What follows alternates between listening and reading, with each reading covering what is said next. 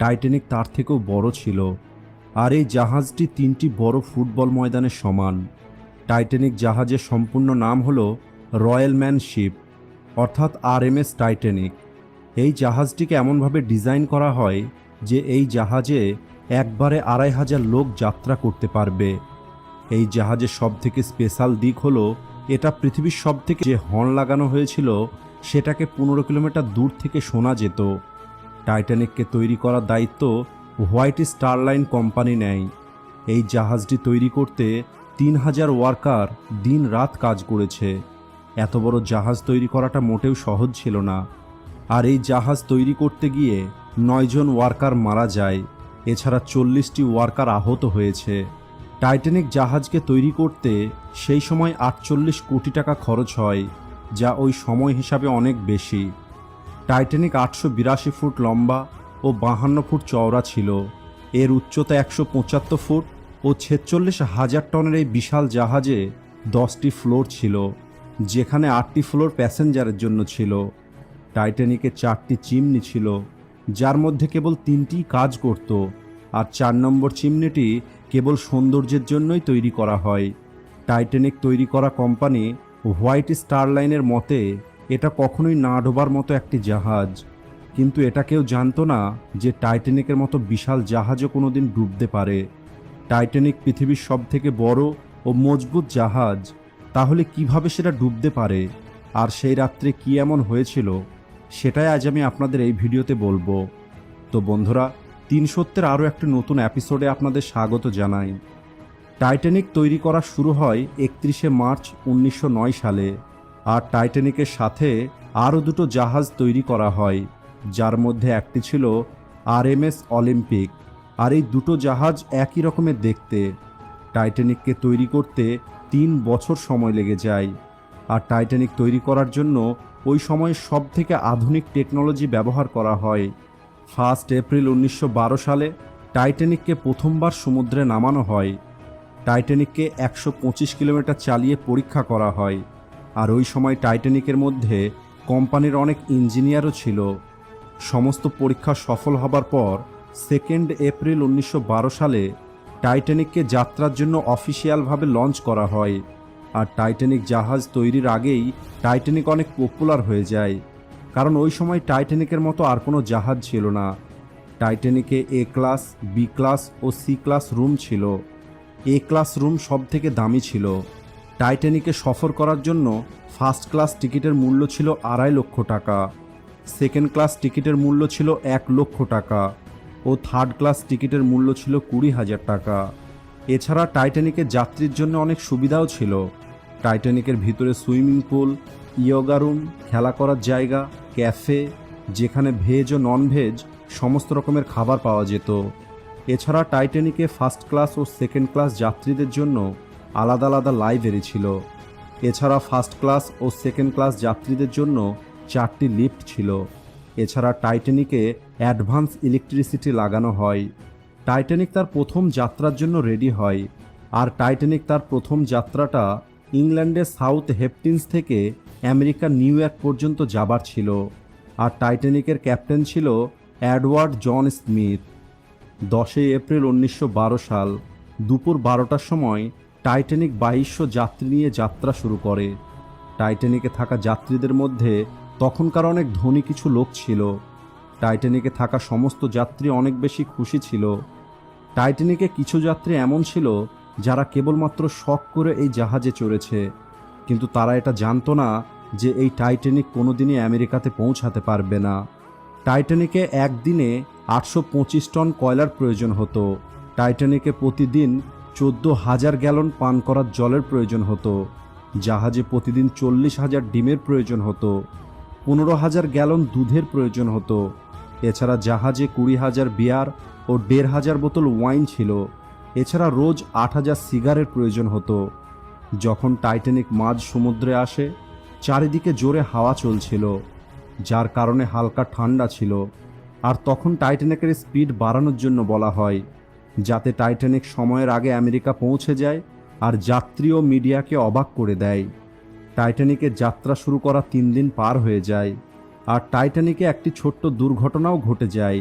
টাইটানিকের নিচের একটি চেম্বারে 3 দিন থেকে আগুন লেগে আছে, যা টাইটানিকের জন্য বিপজ্জনক হতে পারত। টাইটানিককে যখন ছাড়া হয় তখনই এই আগুনটা লাগে, আর এটা সমস্ত অফিসাররাই জানতো। আর আগুন জ্বলার পরেও যাত্রীদের এটা জানানো হয়নি, কারণ এটা যাত্রীরা জানতে পারলে হয়তো টাইটানিকের যাত্রাটা বাতিল করতে হতো। আর টাইটানিকের সমস্ত টিকিট বিক্রি হয়ে গেছে, তাই অনেক লোকসান হয়ে যেত। আর এই কারণেই ওই আগুনকে ইগনোর করে টাইটানিক তার প্রথম যাত্রা শুরু করে। যদিও 4 দিন পর্যন্ত টাইটানিকে কোনো সমস্যা হয়নি, আর টাইটানিকে থাকা সমস্ত যাত্রী অনেক খুশি ছিল, কারণ তারা সেই সময় পৃথিবীর সবথেকে বড় ও বিলাসবহুল জাহাজে সফর করছে। আর 5ম দিনে টাইটানিক আটলান্টিক মহাসাগরে পৌঁছে যায়। 14ই এপ্রিল 1912 সাল, রবিবার রাত্রে সমুদ্র অনেক শান্ত ছিল। আকাশে সেদিন কোনো চাঁদ ছিল না, আর চাঁদ না থাকার কারণে ক্যাপ্টেন দূরের কোনো কিছু পরিষ্কার দেখতে পাচ্ছিল না, আর সামনে দেখার জন্য কোনো দূরবীনও ছিল না। যদিও দূরবীন ছিল, কিন্তু সেটা লকারের মধ্যে ছিল, যার চাবি টাইটানিকের পুরনো ক্যাপ্টেনের কাছে ছিল, যাকে শেষ মুহূর্তে পরিবর্তন করে দেওয়া হয়। তাই তিনি লকারের চাবি দিতেই ভুলে যান। টাইটানিক বরফের সাথে ধাক্কা মারার আগে টাইটানিকের ক্যাপ্টেনকে 6 বার সতর্ক করা হয় যে টাইটানিকের রাস্তায় অনেক বড় বড় বরফের পাহাড় আছে, যার সাথে টাইটানিকের ধাক্কা হতে পারে। কিন্তু টাইটানিকের ক্যাপ্টেন এটা ভাবতেই পারেনি যে কোনো রকমের বরফের সাথে ধাক্কা মেরে এই বিশাল জাহাজের কিছু হতে পারে। সেদিন রাত্রে ঘন অন্ধকারের কারণে সামনের দিকে কোনো কিছুই দেখা যাচ্ছিল না।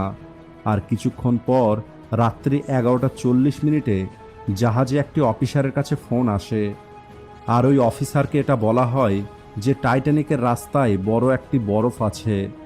এরপর দ্রুত খবরটি ক্যাপ্টেনের কাছে পৌঁছে দেওয়া হয়। জাহাজের ক্যাপ্টেন যখন এটা জানতে পারে ততক্ষণে অনেক দেরি হয়ে গেছে, কারণ তখন আর কেবলমাত্র 35 সেকেন্ড বাকি ছিল বরফের সঙ্গে ধাক্কা লাগার।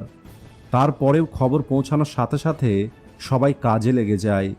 প্রথমে জাহাজের ইঞ্জিনটিকে বন্ধ করে দেওয়া হয়, এরপর জাহাজটিকে বাঁ দিকে ঘোরানোর চেষ্টা করা হয়, কিন্তু জাহাজের গতি বেশি হবার কারণে জাহাজটিকে ঘোরানো বা পিছনের দিকে নিয়ে আসা সম্ভব হয়নি। ওই রাত্রে টাইটানিক 29 কিলোমিটার প্রতি ঘন্টা বেগে বরফের দিকে এগিয়ে যাচ্ছিল, আর কিছু সেকেন্ড পরই টাইটানিক বরফের সঙ্গে ধাক্কা মারে। আর টাইটানিকের ঠিক সেই জায়গাতেই ধাক্কাটা লাগে যেখানে আগে থেকেই আগুন জ্বলার কারণে সব পাতগুলো নরম হয়ে গিয়েছিল, যার কারণে টাইটানিকের মধ্যে ফুটো হয়ে যায়। আর এই কারণে টাইটানিকের নিচের কামরাতে ধীরে ধীরে জল ঢোকা শুরু করে। ওই সময় টাইটানিকে প্রায় সমস্ত যাত্রী ঘুমিয়েছিল, যার কারণে কিছু যাত্রী জানতেই পারেনি যে টাইটানিক বরফের সঙ্গে ধাক্কা মেরেছে। এরপর সমস্ত যাত্রীকে জাগানো হয় আর লাইফ বোটের দিকে যেতে বলা হয়। যখনই যাত্রীরা এটা জানতে পারে যে টাইটানিকের নিচের রুমে জল ঢুকছে, তখন সবাই জাহাজের উপরের দিকে ছোটা শুরু করে। যদিও প্রতিটি জাহাজে 40টি লাইফ বোট থাকার কথা, কিন্তু টাইটানিক জাহাজে কেবলমাত্র 20টি লাইফ বোট ছিল, কারণ টাইটানিককে কখনোই না ডোবার জাহাজ মনে করা হতো। টাইটানিকের সমস্ত অফিসার দ্রুত যাত্রীদের লাইফ বোট দ্বারা বাঁচানোর কাজে লেগে যায়। জাহাজের নিয়ম অনুযায়ী মহিলা ও বাচ্চাদের আগে বাঁচানো হয়, আর এই কারণেই এই দুর্ঘটনায় সবথেকে বেশি পুরুষ যাত্রী মারা যায়। যদিও প্রতিটি লাইফ বোর্ডে 70টি সিট ছিল, কিন্তু ফার্স্ট লাইফ বোর্ডে কেবল 24টি লোককেই বাঁচানো যায়, কারণ বাকি লোকগুলো এটা বিশ্বাসই করেনি যে টাইটানিক ডুবতে পারে। ওই সময় 16টি লাইফ বোর্ডকে ব্যবহার করতে 80 মিনিট সময় লেগে যায়।